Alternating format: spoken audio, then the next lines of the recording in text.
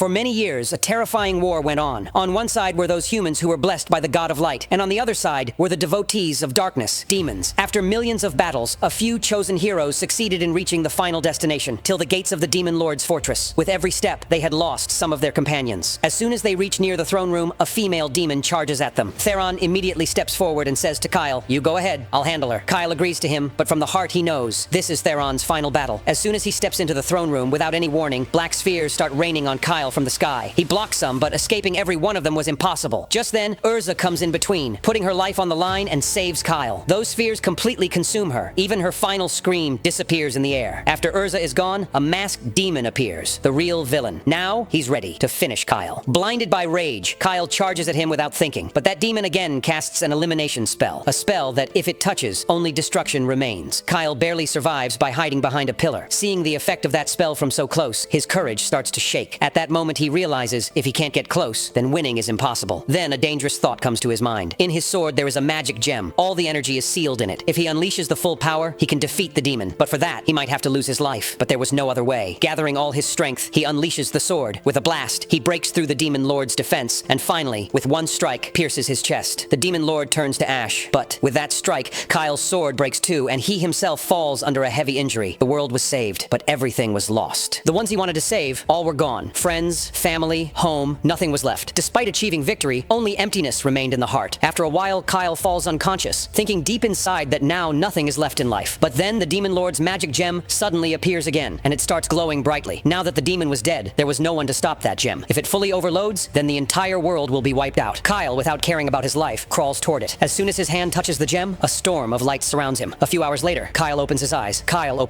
He is on his own bed. As he regains consciousness, everything feels strange. This shouldn't have happened. He immediately gets up and goes to the window, with only one thought in his heart. This must be a dream. But as soon as he looks outside, his heart stops. His old city, which he had seen turned to ashes with his own eyes, now is completely fine, as if nothing ever happened. Seeing this sight, tears come out of his eyes. But even after seeing all this, his heart isn't ready to believe that all this is real. Just then, suddenly his childhood friend, Lise, enters the room and calls out, "Kyle?" When Kyle looks at her, his mind gets even more confused. Lise immediately understands that something is wrong. She asks, "What happened? Are you okay?" But Kyle stays silent. Only one thought is running in his mind. Maybe this is some illusion. But at this moment, he doesn't care. Just seeing Lise alive makes him happy from the inside. Without thinking anything, he hugs Lise. Lise, a little hesitant, says, "What are you doing?" But for Kyle, time seems to have stopped. If it was up to him, he would never leave that moment. Lise tries to push him away, but Kyle holds her tighter. Then balance is lost, and both fall on the bed. Now Kyle is on top of her, and a strange tension fills the air. It feels like he is about to take one step further. But the relationship between Lise and Kyle had never gone to that level. Lise immediately punches him hard and pushes him back, so hard that Kyle flips midair and lands with a thud on the bed. Now lying on the bed groaning, Kyle hears Lisa's scream, "Have you gone mad? At least give some warning. You don't do things like that." Then softening a bit, she says, "I don't know why you're behaving so weird today, but if you were feeling something like that, you could have at least said something. I would have been emotionally ready." Angrily, Lise leaves the room, and Kyle keeps lying there, thinking about what he just did. Just then he feels something strange. He felt pain, and that punch was really heavy. Wait, if this was just a dream, then how did I feel pain? He gets up in shock and pulls off the bedsheet, and there, right in front of him, lies the demon's magic gem. Now there was no room left for doubt. This is real. He goes to the mirror and looks at his face. His face looked younger than before, and the biggest thing, there was not a single injury mark on his body, even though he had fought to the death with the demon lord. His city is back to normal. Lisa is alive. Everything is just like nothing ever happened. Only one thing makes sense. He has probably come back to the past, and all of this must have somehow happened because of that magic gem. But still, one thing he doesn't understand. The demon lord's magic was so powerful, but reversing time, that was considered impossible. Just then his stomach makes a sound. He hadn't eaten anything. When he goes downstairs and looks in the kitchen, a warm meal is waiting for him. Suddenly a flash hits his mind. This must have been made by Lisa. He remembers that Lisa often came to his house to cook because both his mom and he used to stay busy with work. Kyle feels from the heart. He is thankful for this loving gesture by Lisa. He sits at the table, fills a bowl with food, and as soon as he takes the first bite, a feeling of peace spreads across his face. After so many years, he felt the real taste of home-cooked food for the first time. In just a few minutes, Kyle finishes the whole meal. Just then, Theron comes downstairs, troubled by hunger, in the mood to eat something. But as soon as his eyes fall on the table, where in front of Kyle a pile of empty dishes is lying, his facial expression says it all. I came late. Kyle had cleaned up the entire pot of stew. Theron complains, saying something, but in Kyle's eyes, something else is going on in that moment. Just a while ago, both were fighting demons together, and Theron had sacrificed his life to make way for Kyle, and now he is standing alive in front of him. It felt surreal. Theron looks at him a bit confused and says, "Why are you staring like that? Everything okay?" Kyle comes out of his thoughts and smiles, saying, Yeah, everything's fine. But inside, one question is running in his mind. How far back in time have I come? He asks Theron. What What's today's date? Theron gets a little surprised. What kind of question is that? But still says 24th May, 2823. Kyle gets completely shocked. You're sure? Theron nods his head. Yes, absolutely, not joking. It's your birthday today too, forgot that? Hearing this, a small spark returns to Kyle's eyes, but Theron is still hungry. He thinks, whatever, it's his birthday. I'll forgive the stew matter. Now I'll have to fold hands in front of Lisa. Theron starts to leave, and Kyle keeps sitting there in the kitchen. Now only one thought is going on in his mind. If I've really come back to the past, then I need to talk to Mom. He heads straight toward the library behind the shed, where his mother often used to do research.